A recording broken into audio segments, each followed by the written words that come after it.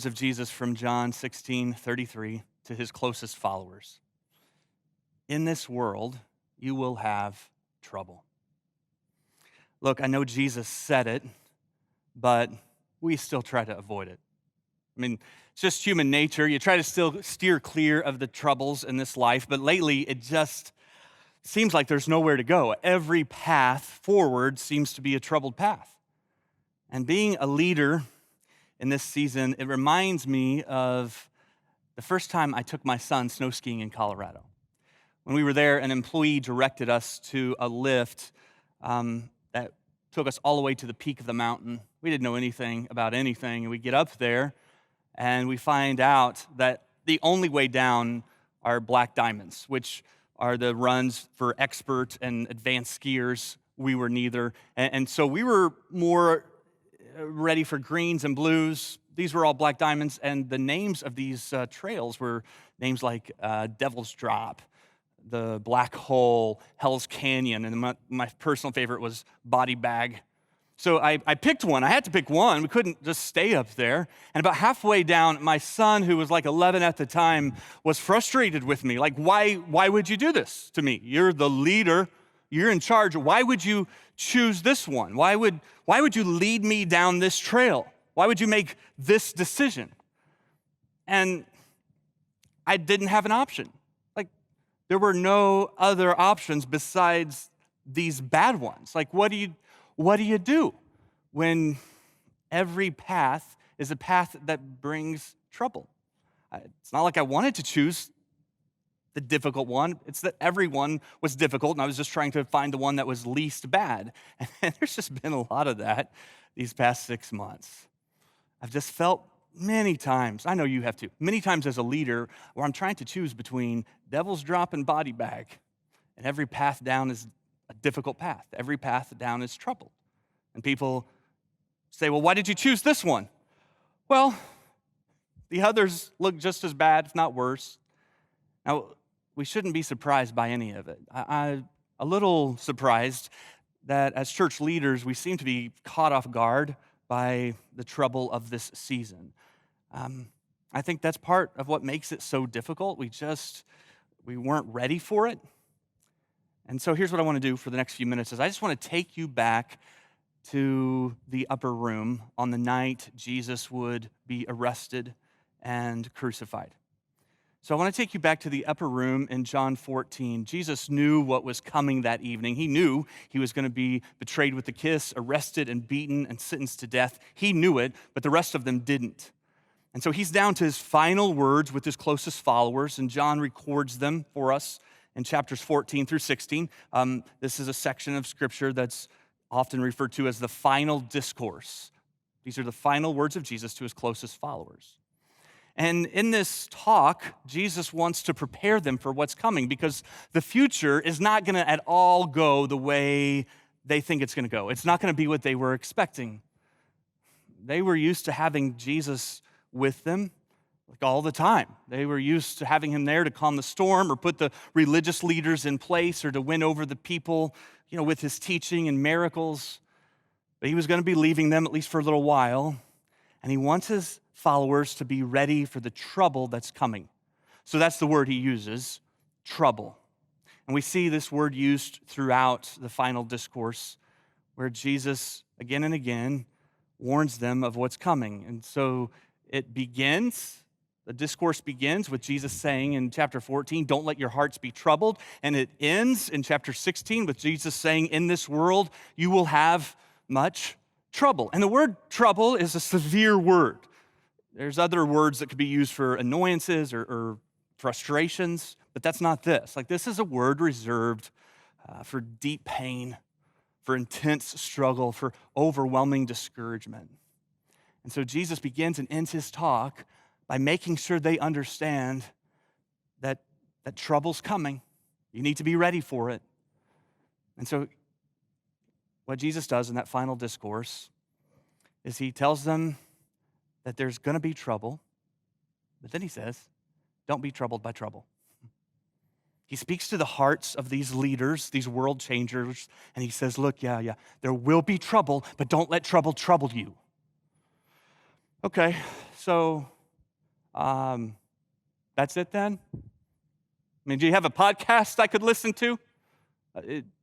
Trouble is coming, but don't let trouble trouble me. I mean, that's it.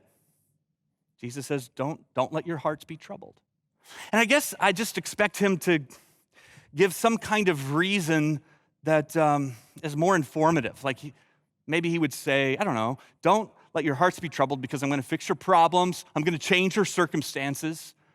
But Jesus doesn't do that. Jesus doesn't say, don't let your hearts be troubled because I'm going to make sure everything is really comfortable and convenient for you. Instead, here's what he says. Don't let your hearts be troubled. Believe in God. Believe also in me. So the word believe here, also translated trust, is the idea of putting all your weight onto something. Now, I know that, for most of us, when I say belief, it's just kind of an easy word to dismiss. It's a word we use a lot. So let me give you an image to help you with this. The image I would use is of a walker. You know what I mean by walker? You might see somebody elderly using a walker where they put their weight on it, and then they take a step forward, and they put their weight on it, so they take a step forward. Put their weight on it. That's walker. And it's a pretty decent image for the word belief, because belief is what you put your weight on so that you can move forward. That's belief. What do you put your weight on so you can move forward? Whatever you put your weight on, that's what you believe in. And in this season, one of the things we've been reminded of is that if you put your weight on anything or anyone other than Jesus, you discover that it doesn't hold up. And I think there's a lot of frustration in our world right now. There's a lot of anger and division because what people are trying to put their weight on isn't working. And we want to move forward, but we put all of our weight on a political system.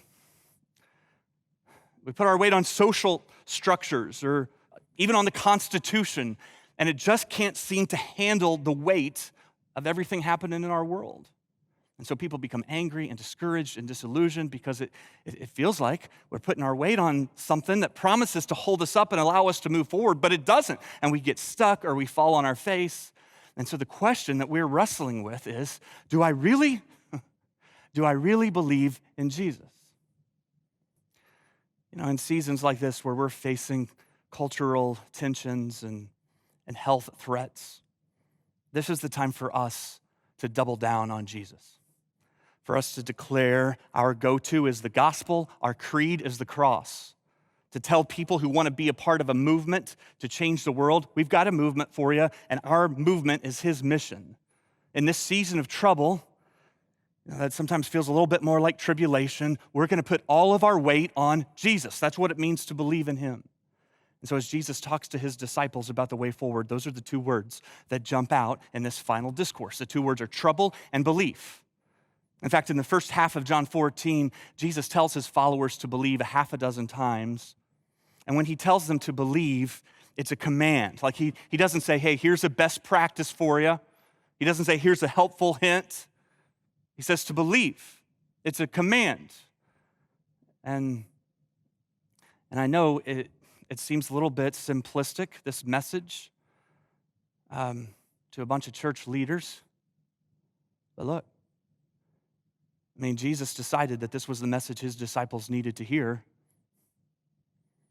Again and again, he had taught them with parables and different lessons and messages, but when it came down to it, this is the one that he circled. He commands them to believe. Why? Because belief in your heart is what allows you to keep moving forward. Belief is what keeps trouble from troubling you. But it's a command. To not believe is a sin. It's the sin of unbelief. Unbelief is what makes trouble especially troubling. And so genuine and wholehearted belief in Jesus is what keeps us moving forward. There's a picture of what this looks like in Exodus 14. You know the story. Moses is leading the people to the promised land. You got Pharaoh and his army chasing after them. And Moses finds himself in a position as a leader where there doesn't seem to be any right way to go. Like the Red Sea is right there, and the Egyptian army is closing in quick. It's what you might call a troubling situation.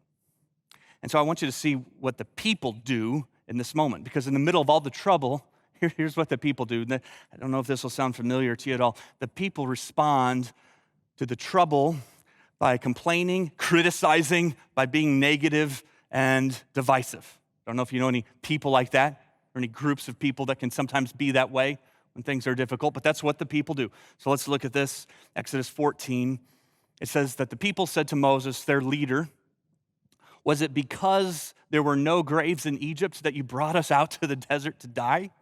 So they're sarcastic and they're pointing the finger and blaming Moses for the situation that they're in. They go on to say to Moses, what have you done to us by bringing us out of Egypt? Didn't we say to you in Egypt, leave us alone, let us serve the Egyptians? And then they say, it would have been better for us to serve the Egyptians than to die in the desert. So they're just hypercritical and complaining and being negative and divisive. And you know this from the past 6 months, but this is what people do in times of trouble. This is what people who don't believe do. Trouble comes, and you start to see the unbelief surface in anxiety and anger and people lashing out and lots of frustration and lots of divisiveness, lots of criticism and complaining. Now, here's what Moses does, and I think it's a beautiful example for anybody who's in leadership. When he replies to the people who are complaining and being critical and negative, what he doesn't do is go through their list of complaints, right? Like he doesn't say, well, let's talk about this. In Egypt, I remember you saying that you wanted to leave. I don't remember you saying you wanted to stay there and serve. Now, he doesn't get into some email war with them. He doesn't try to debate them on social media. Instead of choosing some kind of side, he seems to recognize that their negativity and their criticism and their complaining is coming from a place of unbelief. So what do you do then as a leader? Well, he doesn't get offended. He doesn't have time to be offended. He can't afford to take things personally. There's way too much at stake to do that. Instead, he sees that it's coming from fear and unbelief, and he speaks faith and belief into their hearts. So Exodus 14, we read, Moses answered the people, do not be afraid. Stand firm, and you will see the deliverance the Lord will bring you today. He goes on to say, the Egyptians you see today, you will never see again. The Lord will fight for you. You need only be still. I wonder how he said that. The Lord will fight for you. You need only be still. I don't think he said it like a counseling session where he's like, hey, be still. The Lord's going to fight for you. I don't think it was like that. I think it was more of a halftime talk. Be still. The Lord will fight for you. I know right now, and certainly in months to come, we live in a world where there's a lot of trouble, a lot of opinions and criticisms, a lot of negativity. So how do you lead through that? By speaking faith and belief into the hearts of people. This is not the time to lead from a victim mentality. We're not victims. The God who created the world is on our side. So stop acting like we're the underdog in all of this. The church will never be the underdog. The God who spoke the world into existence is the God we believe in. So why are we acting like we're defeated and discouraged when we know the plan? When we know that the victory has already been won? Be still. The Lord will fight for you. And in this season where so many of us as pastors, church leaders, we've been in a panic, running around. Everybody's yelling, pivot, pivot. Just be still. I've quoted this verse many times as a pastor. Be still, let the Lord fight for you. When I'm with someone in the middle of a troubling season, I'll speak that verse. Be still, let the Lord fight for you. You feel like your marriage has fallen apart, and you've tried to fix it, and now you're panicky. Be still. You're just making things worse. Let God do what God does. Be still. Let God fight for you. And you're not sure where the next mortgage payment is coming from, and the stress and the anxiety is not only overwhelming you, but it's overwhelming your family and your children. and the tension's just infecting your home, be still. Let the Lord fight for you. Maybe you're feeling overwhelmed because of the uncertainty of this season. Just be still. Be still. And so I've declared this plenty of times over plenty of people, but I got to confess to you something. I've never really paid that much attention to the next verse. I don't know, maybe you have, but verse 14 says, be still, let the Lord fight for you. But then verse 15, we read, then the Lord said to Moses, why are you crying out to me? Tell the people to keep moving. Did you see what happens? Moses says to the people, be still. God says, keep moving. Moses says, be still, let the Lord fight for you. God says, why are we talking about this? Keep moving. Why aren't you moving? Well, there's a Red Sea right here. It's right here. Keep moving. Keep moving forward. And look, this is what belief does for us. Belief allows us to be still without stopping. Belief allows us to be still in our spirit while we continue to move forward with our feet. And I don't know about you, but that is a message that I need in this season of life. Like, it's not just be still or move forward. It's be still and move forward. I'm going to keep moving forward. I'm going to keep moving forward with the stillness in my spirit that comes from knowing that God will fight for me.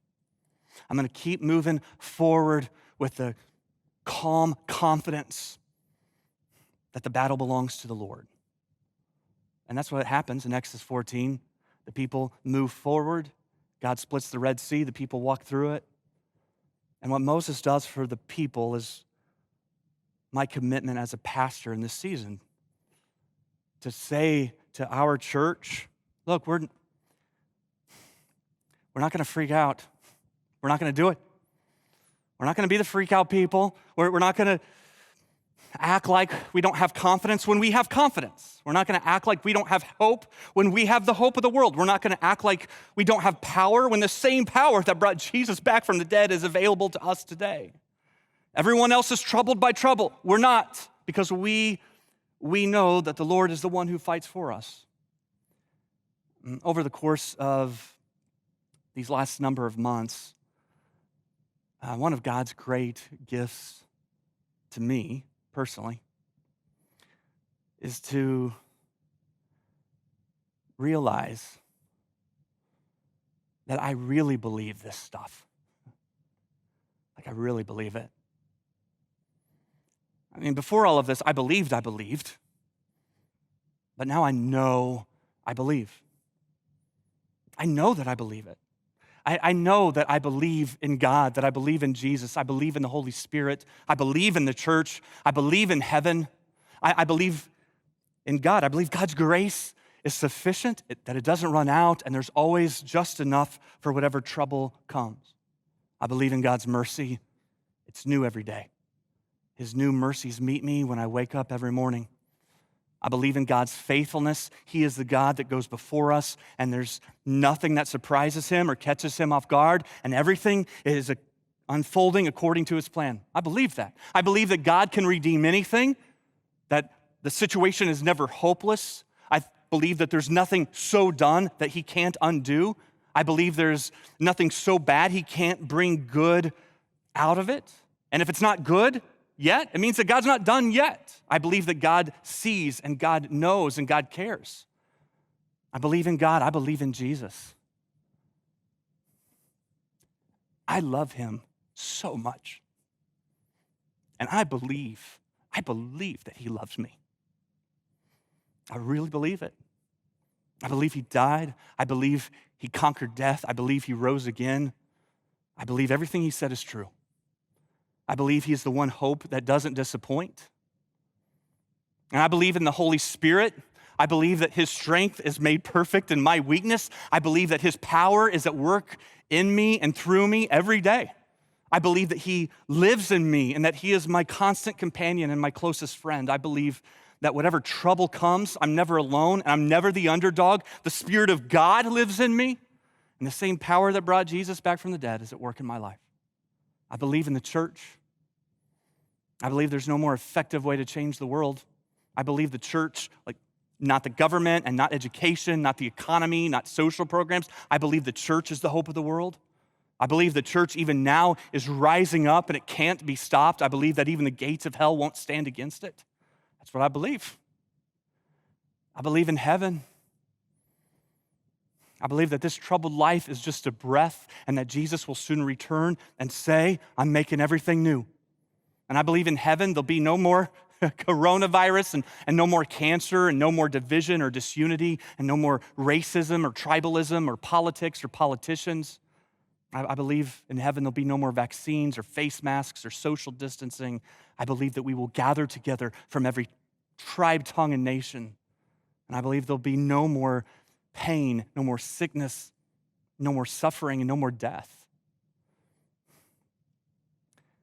I believe there will finally be no more trouble. That's what I believe. So look, I know there's trouble. I'm not troubled. I know things are uncertain, but I am certain. John 16, verse 33, Jesus says, in this world you will have trouble, but take heart. I have overcome the world.